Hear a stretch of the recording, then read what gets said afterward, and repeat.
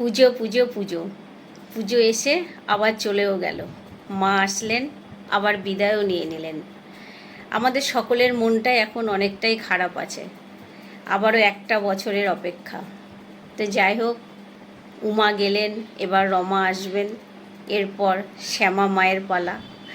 এইভাবেই আমরা আনন্দ করে উৎসবগুলো কাটাবো আর সকল বন্ধু একে অপরের পাশে থাকবো। আজ একাদশী, একাদশীর দিন আমি ভাত খাই না, তো একাদশীর দিন কি খাই চলো তোমাদেরকে দেখাচ্ছি। এই দেখো বন্ধুরা, একাদশীর দিন আমি এই জিনিসটা খাই।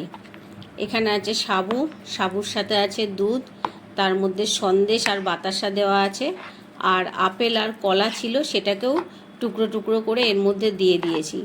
বন্ধুরা, আমি একাদশী খুব নিষ্ঠা করে করতে পারি না, তবে এই একাদশীর দিন চালের জিনিসটা না খেয়ে আমি শরীরের দিক থেকে অনেক উপকার পেয়েছি। অনেক ব্যথা বিষ কমে, শরীরও হালকা থাকে, আর মাঝে মধ্যে এমন খাবার খাওয়াও ভালো, একটু উপোস থাকা ভালো।